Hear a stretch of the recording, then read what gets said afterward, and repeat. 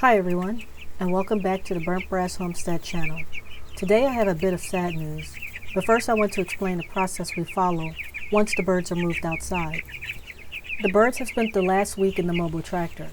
Here we are moving the tractor forward slowly, allowing the birds to move forward without any injury.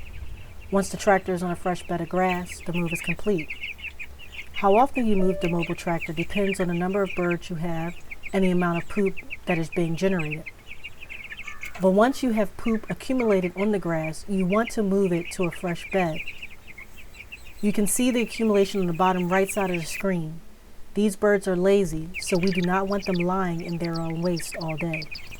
Once on the fresh grass, the chickens begin to play. Experts who have been doing this for a long time recommend putting the birds on a 12-hour feeding regimen after the first week or so. However, we waited a little longer. Cornish crows will eat themselves to death if you allow them. Just make sure they have enough fresh water all the time. Now for the bad news. The chicks were placed outside last Sunday. There were signs the next morning of an animal trying to get inside the mobile tractor. So naturally, I wanted to know what was happening at night.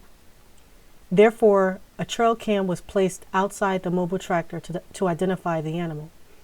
We brought the trail cam in to check the footage the following day and found no activity. However, we neglected to put the trail cam up that evening.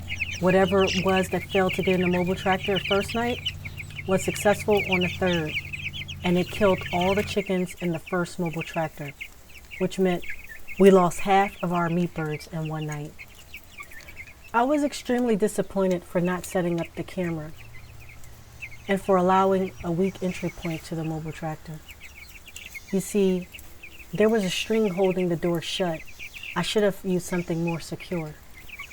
Listen, things happen on the farm and homestead, and that's the way it is. But I normally do my due diligence in protecting the animals on a homestead.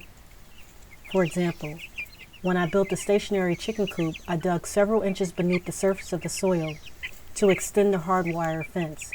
I also bent the fence 90 degrees to extend it a foot away from the coop to deter any animals from digging under the fence to get inside the pen of the coop. The lesson here is know the animals in your area and do your best to protect the animals on your farm or homestead. So what's next? Get over what happened and move on. My husband added more security on the second mobile tractor. We make sure to set up the trail cam each night to validate what we think we know the animal is. If it comes back, we trap it, but so far we have not seen any traces of it. And finally, I wasted no time placing a second order of meat birds. I seriously hope that you check out the next video to understand why there was no delay in ordering a second batch.